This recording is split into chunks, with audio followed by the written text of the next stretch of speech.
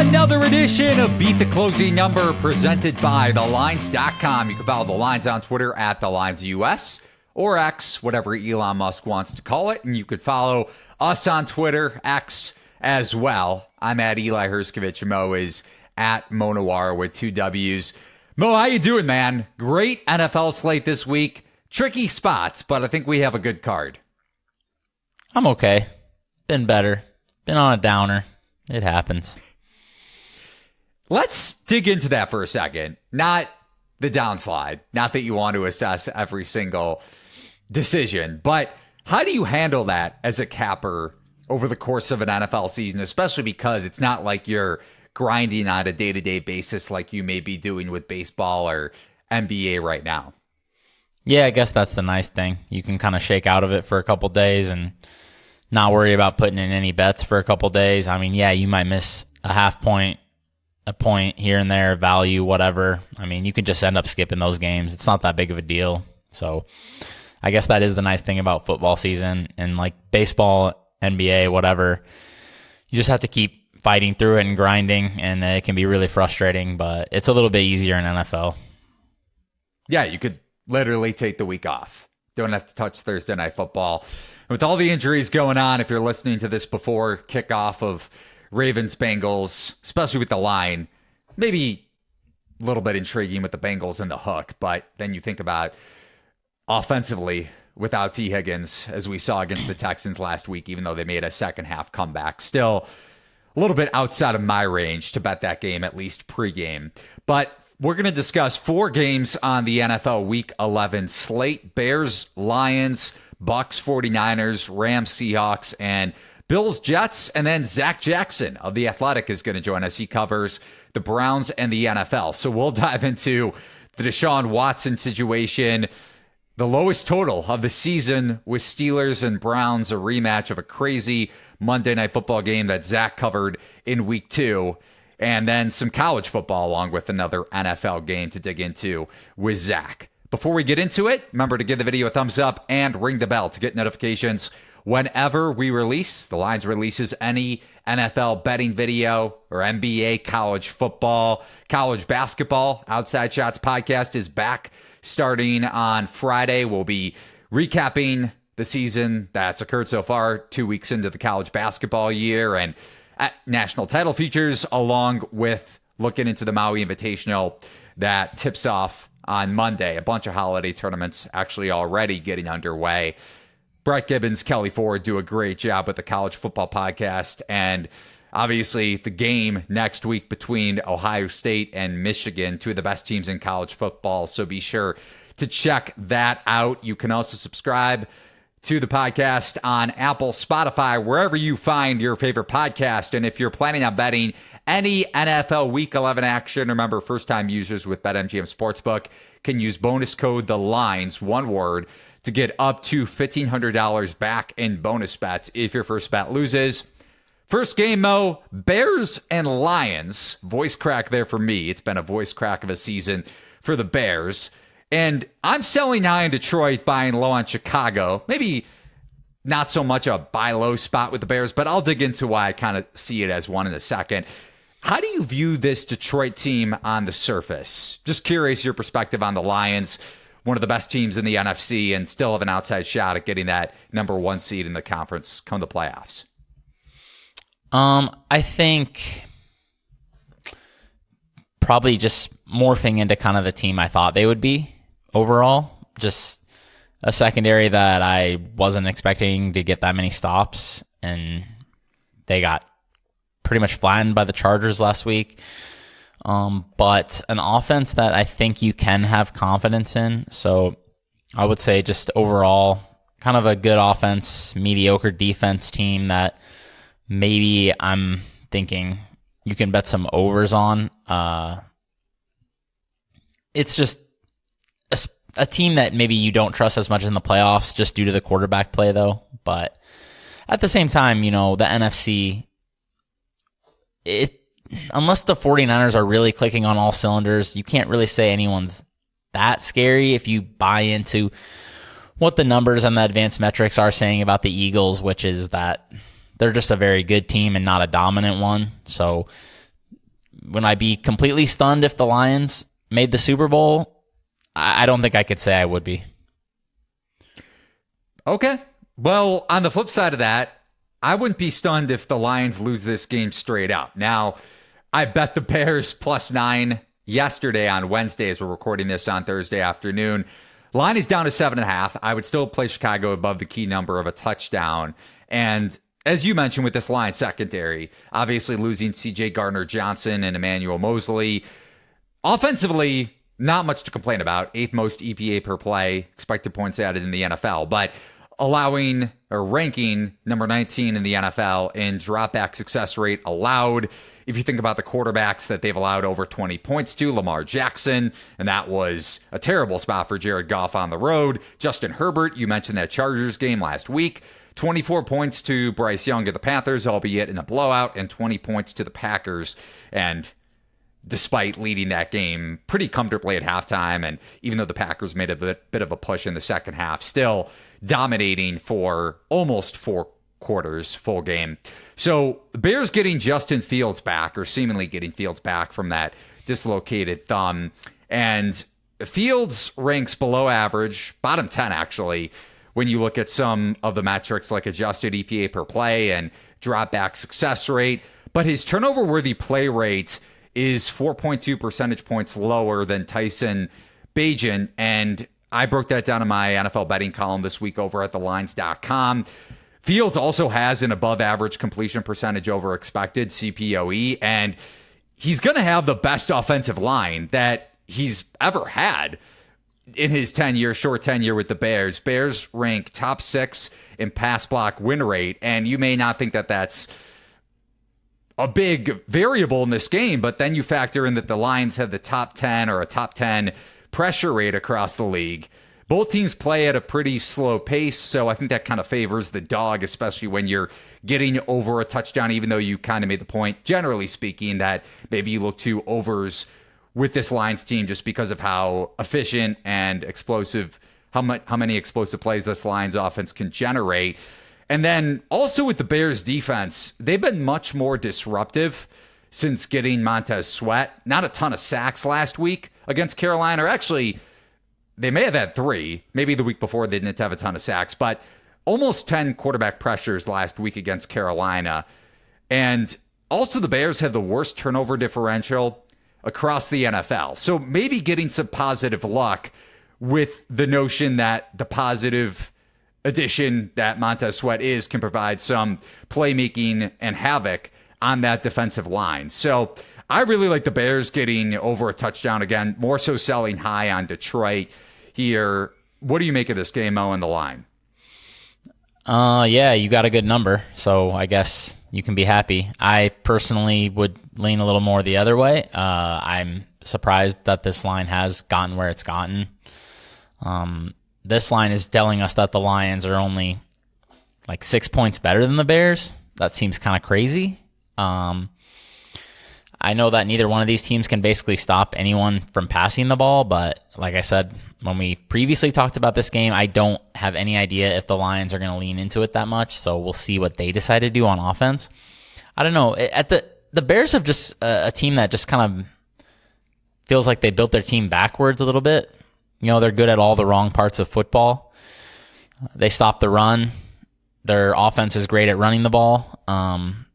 I've been impressed with their offensive line in recent weeks. I think they're doing a great job blocking. They're going to have to in this spot because I think that's probably my biggest concern on their end, aside from maybe the secondary, is just the sack issues. Justin Fields has always been a high sack quarterback, and how the Bears do creating pockets for Fields is probably going to be big.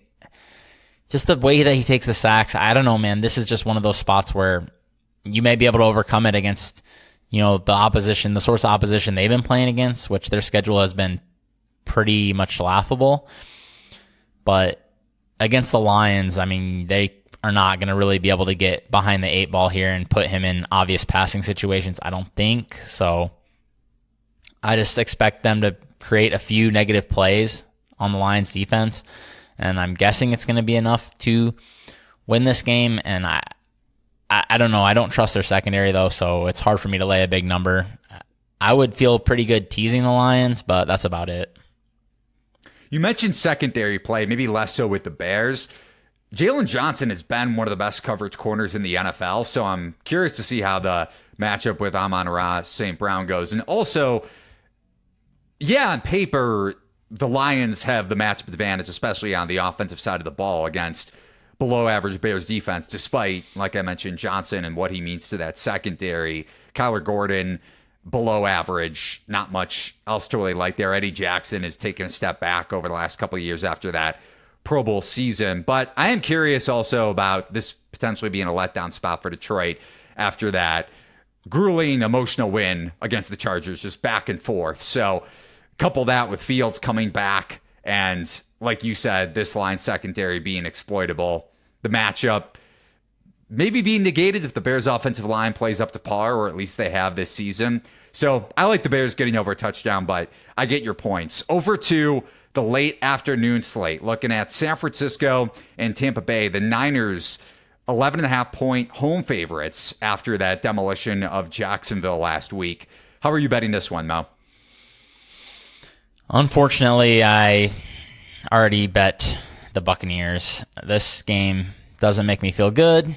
I hate fading the 49ers. I hate betting the Buccaneers even more, I think, because I hate this coaching staff. But, man, this one it's just too high for me. I think it checks a lot of the boxes you want to see. I mean, for one thing, fading the team that looked the best last week, we know how this is a week-to-week league. That's one of the things I look for sure. And obviously, everyone watched the 49ers completely steamroll the Jags. 34-3, I believe, was the final there. Honestly, seemed like it could have been 50-3 the way they were going. So they really wanted to get Christian McCaffrey that touchdown. That was embarrassing. It was embarrassing, and I'll just do like a 10-second rant here. Yeah, and it's devalues the record. Okay, like that was really pathetic. What there, I'm glad it didn't work. Anyways, yeah, the Buccaneers, we know what their problems are. They run the ball too often early and put themselves behind the sticks. And they have a quarterback who makes too many mistakes under pressure. But in this game, I mean, those early down runs might keep them on schedule because we've seen the 49ers run D not perform all that well. I don't think a lot of people are talking about it, but they are 27th in EPA per rush, 19th in success rate. We've seen teams like Arizona and Cincinnati that don't really have very strong, or not really known for maybe very strong rushing attacks, have ran the ball well on them. Obviously Cleveland as well, but that's an offensive line that can be dominant at times, so we can maybe be a little more understanding on that one. But overall, I think maybe more 2nd and 6s, 2nd and 5s, 2nd and 7s, rather than the 2nd and 9s and 10s they've been putting themselves in a lot of these spots. And on the other point where you have, the quarterback in Baker Mayfield who has made a lot of mistakes under pressure at times, the Buccaneers offensive line, after a little bit of a slow start, has some pretty good numbers. 7th in adjusted sack rate, 2nd in PFF grade, pass blocking. So against a Niners front that does have some good rushers, but basically never blitzes, so their pressure rate is only a little above average, I think Baker could actually perform like a reasonable quarterback. I know people are going to think that's crazy against the 49ers, but this defense hasn't been that amazing this year. And just overall on both sides of the ball, I mean, the Bucs have a lot of muscle up front to stand up to what the 49ers do when they're just bullying teams like the Jaguars that they can just push around up front. So I think the line's a little bit too high here. So I already took the Buccaneers. I'm not excited about it, but just going past double digits here is just too high for me.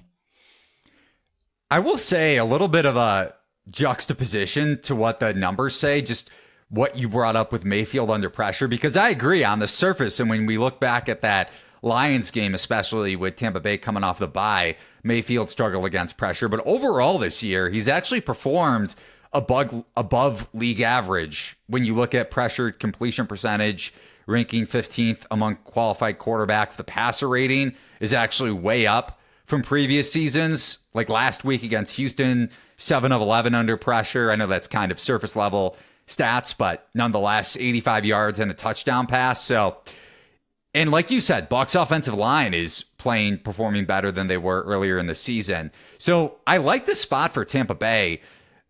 You mentioned San Francisco doesn't blitz nearly as often, and it's also a potential look-ahead spot with the Niners having a huge game, which kind of correlates to my look with Rams and Seahawks. Going to break that game down next, but huge NFC West matchup next week with obviously division title implications on Thanksgiving. So I like Tampa Bay. I'm with you. I don't know if I'm going to bet it, but I'm definitely with you on the number. I make this a little closer to 10.5, 11 with the Bucs and you getting 11.5. So I like your side, man.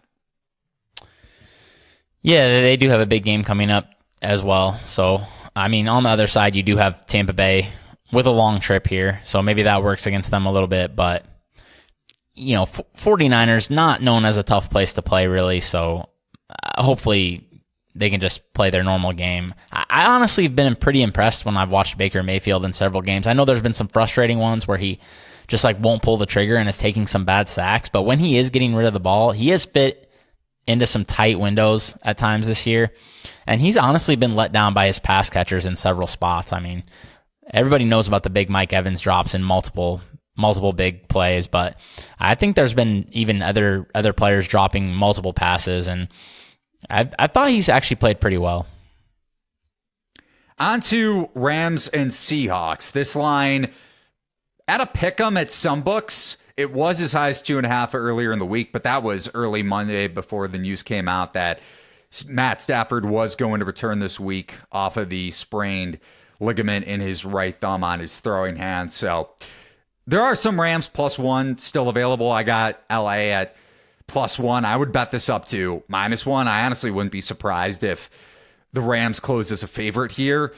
And to the point that I brought up with the big matchup between the Seahawks and the 49ers next week, not only do I think this is a look-ahead spot for Seattle, and you may say Seattle isn't going to take LA lightly just because they lost to the Rams in week 1, but the Rams are coming off the bye. You're getting Stafford seemingly healthy or healthier, and Stafford has performed really well against cover 3 coverage, especially against the Seahawks. When you look back at week 1, 8.8 yards per pass attempt, and zone coverage in general. And the Seahawks run the most zone coverage in the league, and that goes back to historically and traditionally with Pete Carroll manning the Seahawks defense.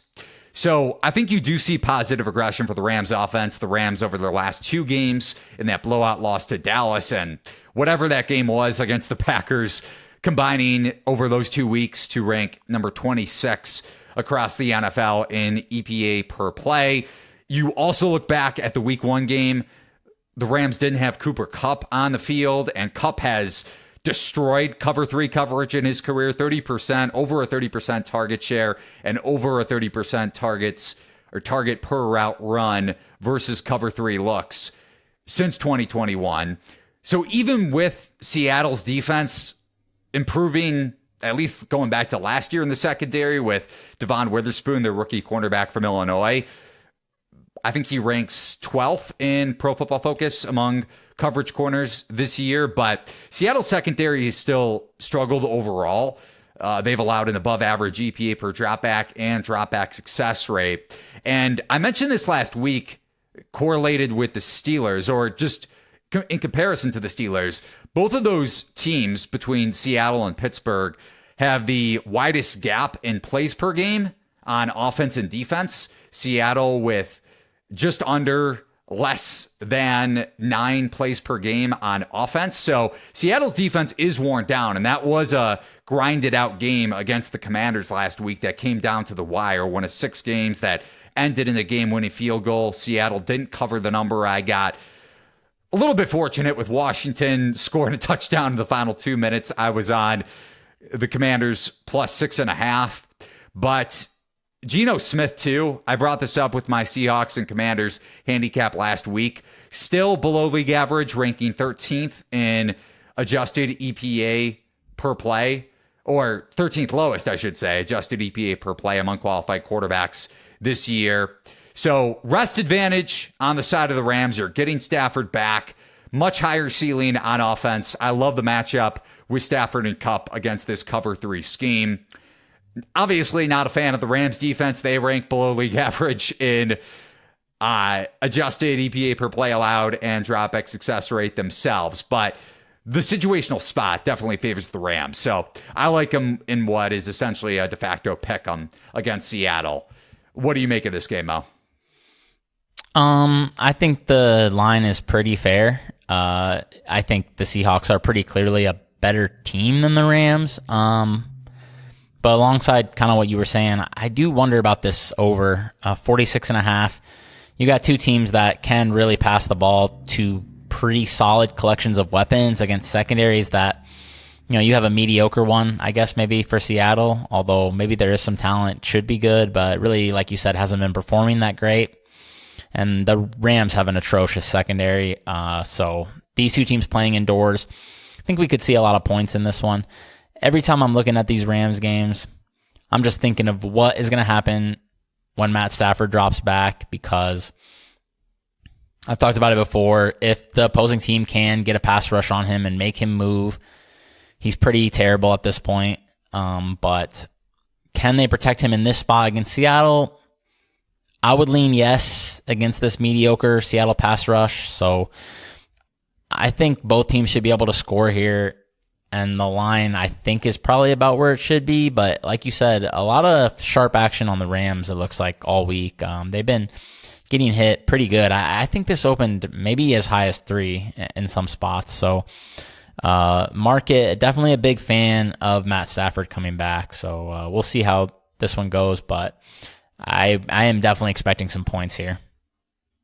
And to your point about the Seahawks pressure rate, it's gotten better since they acquired Leonard Williams from the Giants. But yeah, it's not like this is an elite defensive line. And we've seen what happens when Stafford goes up against that, like against Dallas in week 8, Pittsburgh the previous week, although Rams probably should have at least had a chance to get the ball back. A pretty bad call on that 4th and 1 that gave Pittsburgh the first down and essentially ended the game. So 4th of 4 games that we're going to handicap here, Mo. We've already touched on 3 Bears-Lions, Bucs-49ers, and Rams-Seahawks. And if you missed any of our bets in real time, be sure to check those out in the Lines Discord channel. The link is over at thelines.com in the top right-hand corner. And despite me mentioning Mo's up and down stretch over the last few weeks, we're having a really good season on Beat the Closing Number here, 25-12 with spreads and totals. So if you've been watching and listening to the show, you've definitely been having a profitable NFL season. And Mo, the 4th game that we're going to discuss, Bills and Jets.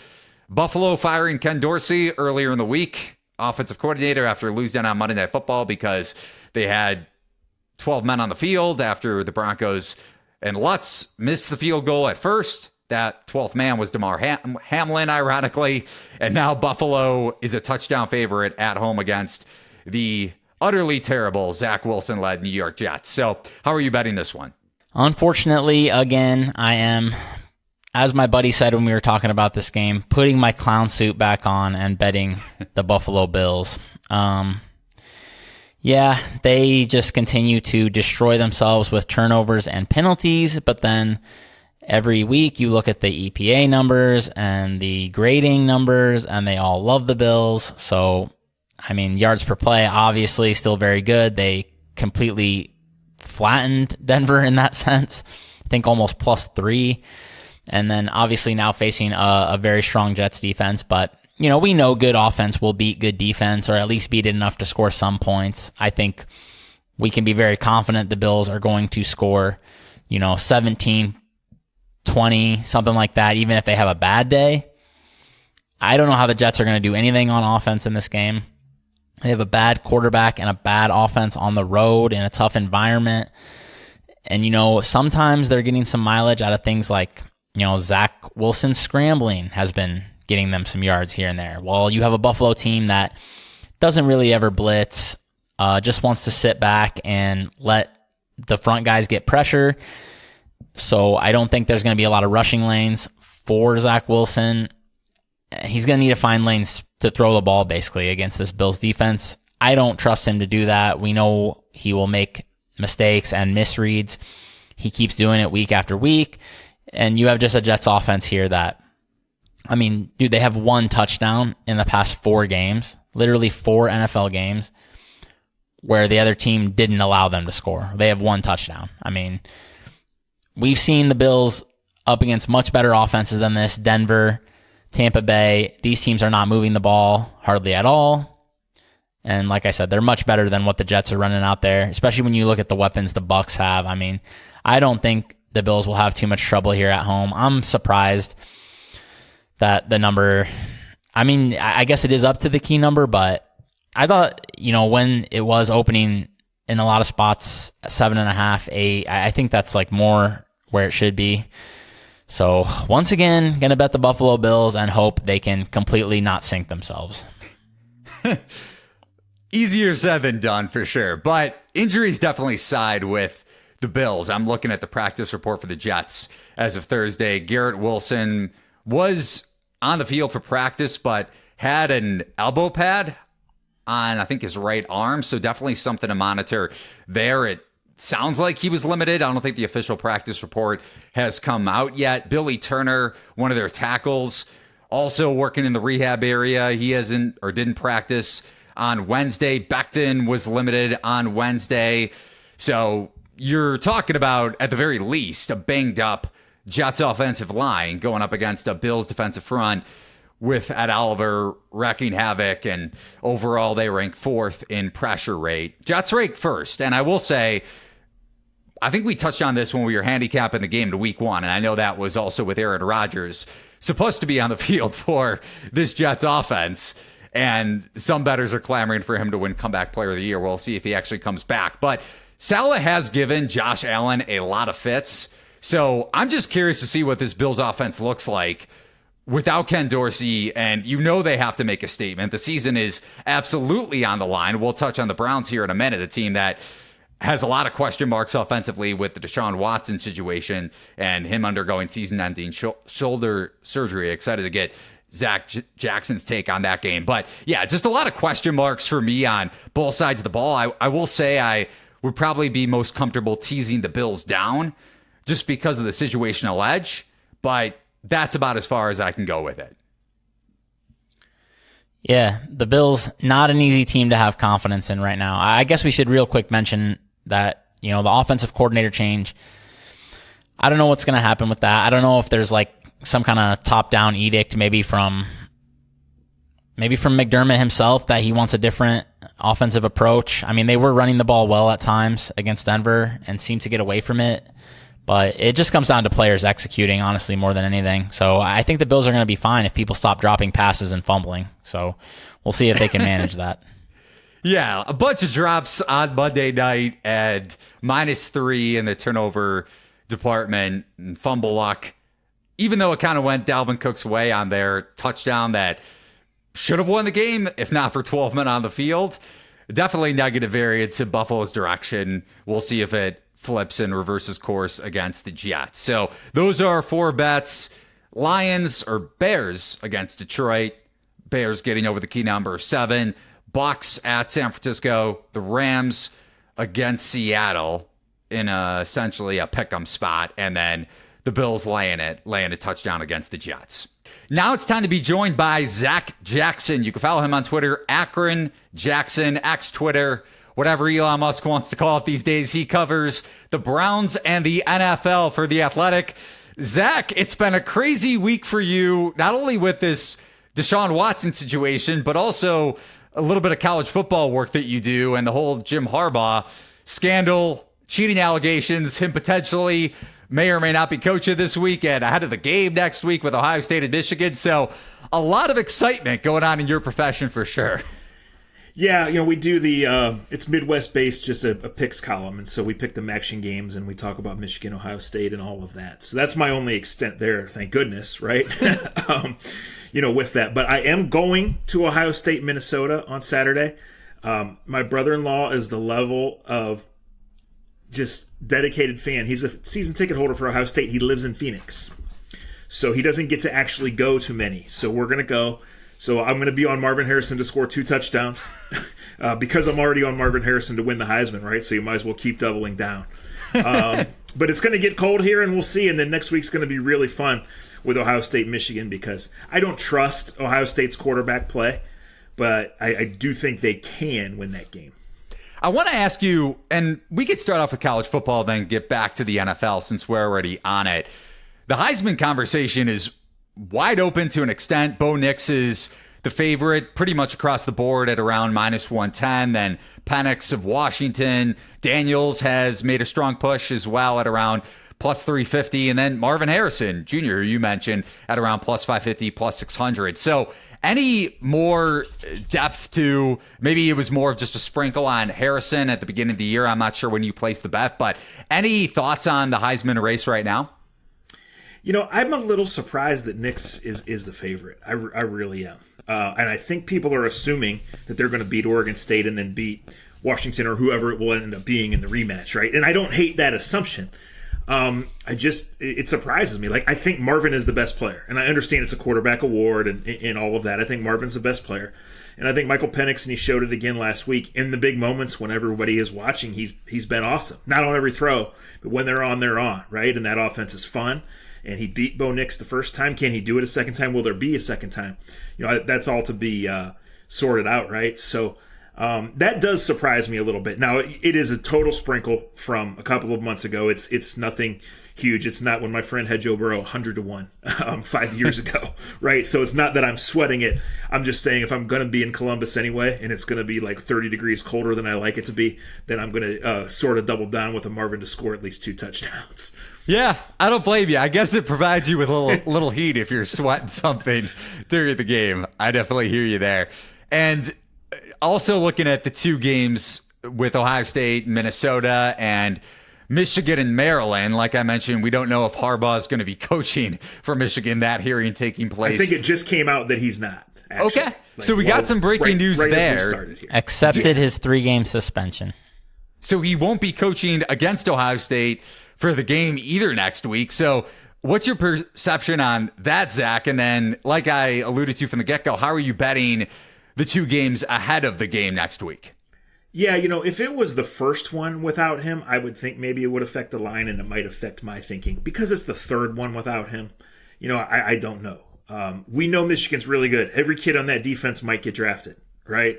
The emergence of Donovan Edwards last week, really, after he's kind of had a quiet year, gives them a lot. They don't have a great passing offense. They didn't need it last week. What was it, 32 runs in a row with 1 pass interference, mixed in there. So I don't know. Normally, in Eli, the article you're referencing, normally I would be auto against Michigan and Ohio State this week, right? Because we know what's at stake. We know they are so much better than almost everyone they play all year long. And they get to November, and it's easy to look at the game, which is at the end of the month. This year, I don't know. Maryland has been awful when they've been bad, but they do have good players. They had Ohio State on the ropes. They didn't even cover the game, but they led it by 2 scores, I think, in the third quarter. Certainly in the second quarter they did. So, they're a dangerous one there, but I don't know. What does Minnesota have? Can they really get 14 on Ohio State? Ohio State was on their way last week to scoring 70 on Michigan State and totally ramped it down, so that's probably the case. I don't think it's either auto against for me because I think this Michigan team is playing super angry and is really good on defense, and I'm just not sure what Minnesota can do at all against Ohio State. I mean, if you're going to have to get it maybe over 7 to cover that, right? And I'm not sure they do. Thanks for the reminder about my Maryland +20 or whatever that was. That was that was really fun. On like the short list for the year, right? That's right up there. Yeah, like that was the most absurd college loss I think I've had all year. That basically was a tight game for like 3 quarters, and then they just like didn't cover 3 touchdowns.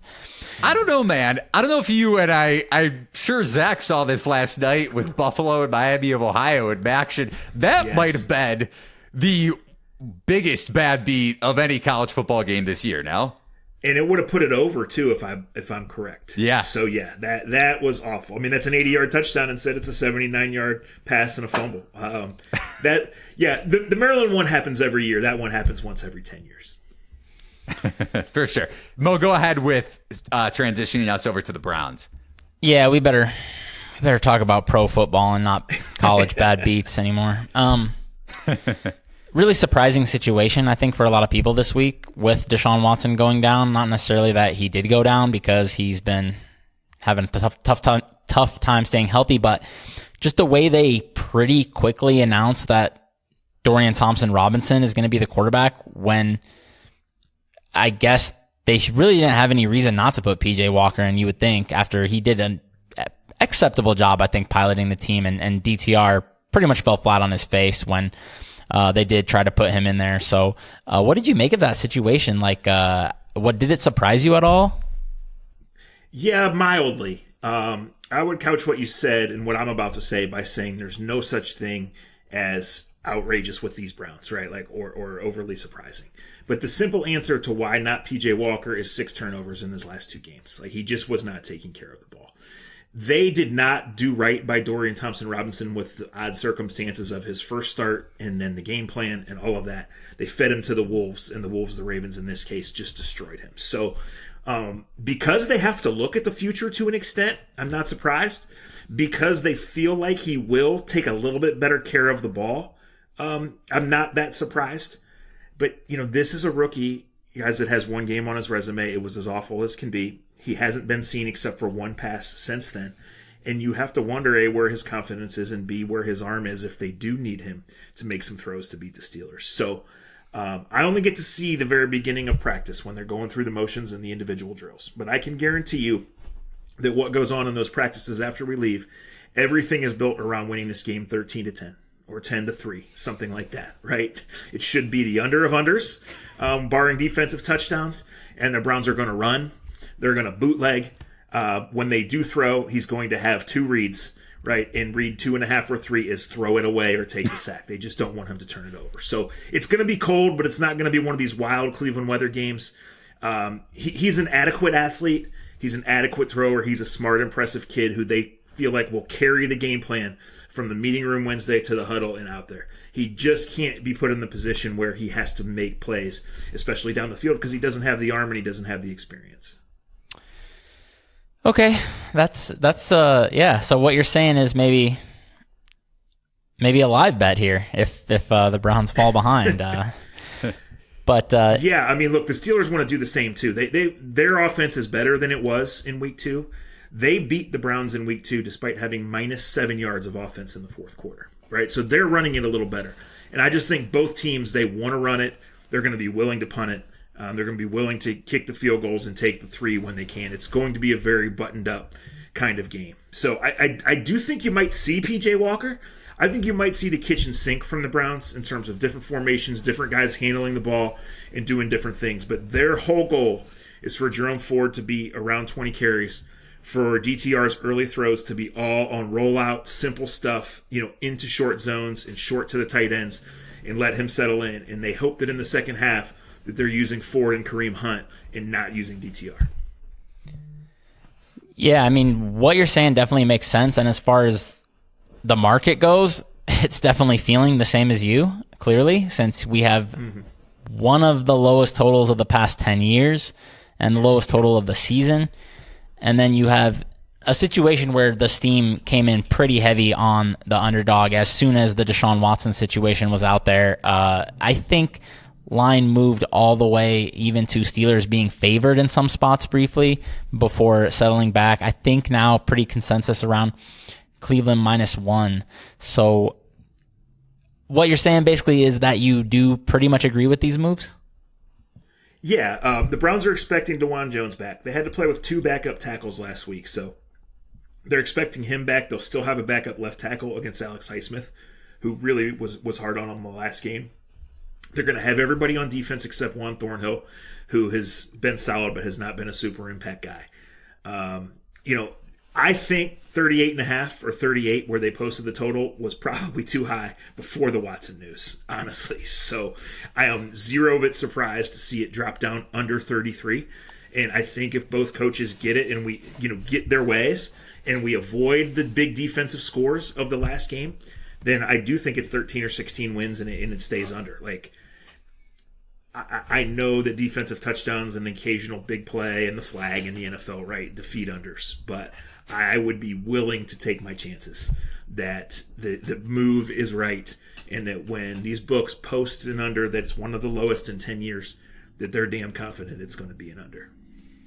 Yeah, and you look at Pittsburgh, you mentioned their yardage output at the fourth quarter of that Week 2 game. Crazy game, and definitely hurt Mo's bet on Cleveland to allow the fewest points per game. I think he had that future. That defense is obviously playing really well, one of the best defenses in the NFL. But you look at the Steelers' point differential and yardage output overall this season, the first team in NFL history to go 6-3 despite getting outgained in every single game this season. And right now, Pittsburgh is in the 5-seed spot in the AFC playoff picture 10 weeks in. The Browns are in the 6th seed at 6-3 as well. So huge game for playoff implications. And then you look at the Browns playoff odds right now, minus 180 to make the playoffs, plus 150 to miss. So is this top 5 defense enough to get Cleveland into the playoffs in a loaded AFC?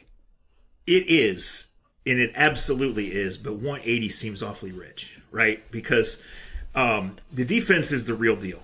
But they've gone, Eli, from where they're either going to be favored the rest of the way or every game's going to be a toss-up to looking at playing DTR or PJ Walker. Road games against Jacksonville, who's going to need the game, right? Even this one, they went from over a field goal favorite to basically a toss-up game. We don't know how DTR is going to respond. And Mo, to your point with the surprise on this, DTR might be the best option, but we don't have any proof of that, right? So, in the big picture, the Browns are in trouble with Watson's injury and contract and all of that thing. And with trying to win, generate enough offense over the course of the year. Do I think they can win this week? Yes. Do I think the defense can drag them to 10 wins and have them in the playoffs? But minus 180, that seems really mispriced to me because you just don't know. And the drop-off has been significant from Watson, who's been up and down, to the other guys. One DTR appearance was not good. I'm not stunned that if they do make the playoffs, but I could not lay 180. No way. I saw 190. I hear 180. I think that's 40 cents too high at least. Well, that's great news for some friends of mine. They smashed immediately after the injury news. I had a couple people I know hit plus 250 to miss, so they got good value there. And switching to another team that's on the playoff brink, the Buffalo Bills. I'm beating my head against the wall betting the Buffalo Bills again. So do you have any thoughts on this pretty critical matchup with the Jets? Another one that has a very low total and is expected to see the defenses doing most of the heavy lifting in this one. I don't think any sane person thinks it was Ken Dorsey's fault, right? But I am a believer in teams getting a bounce out of that kind of change and teams, needing that wake-up call. And the Jets just don't score. They what did you say, 1 touchdown in a month, right? Averaging less than 1 touchdown a game for the year. They just don't score. Buffalo's going to score. I respect the heck out of the Jets defense, and they come to Cleveland for a Thursday night game on December 28th. It's going to be like 11 degrees, and there won't be 11 total points scored, right? But I think this week, in a revenge spot for the Bills, I am much more apt, guys, when I sit down early in the week for the column you so generously referenced, Eli, I am much more apt to look at the MAC and look at the Saturday games, and then outside of a strong Browns feeling, I don't see a ton of NFL. But man, when I just saw only a touchdown on the Bills, give it to me. I think they're going to win by 17. So you're going to be sweating it out with Josh Allen and sweating some Ohio State, Minnesota on Saturday, along with being in the cold in between those two games for Browns and Steelers, covering a low-scoring game and then some, most likely. God bless you, man. And I'm sure you enjoy what you do, obviously. And a heck of a year covering this Browns team. He is Zac Jackson at Akron Jackson on X Twitter, covering the Browns and the NFL for The Athletic. Really appreciate the time, Zach, and really fun conversation for sure. Well, I'm going to keep myself warm, Eli, because Ball State is going to beat Kent State early in the day. There's only 2 more chances to bet against this Kent State team. So I'm going to take that winner. I'm going to spend it on drinks in Ohio Stadium. I got to ride home. And then we'll show up Sunday and see what comes. But I'm expecting 13-10 either way. I give you a lot of credit, man, for somebody who covers a team, you definitely sound more degenerate than the average columnist. So I respect your college football love and NFL discussion, handicapping all of these games, man. Really appreciate you coming on Beat the Closing Number today. Thanks, guys. He is Zac Jackson. And Mo, any last words before we get out of here? No, I just hope that I might explore. Actually, what I was going to say, I might explore some alt markets just for fun. I bet we can get some good prices on under 20.5 in that game. Yeah, first half. Looking at some unders too.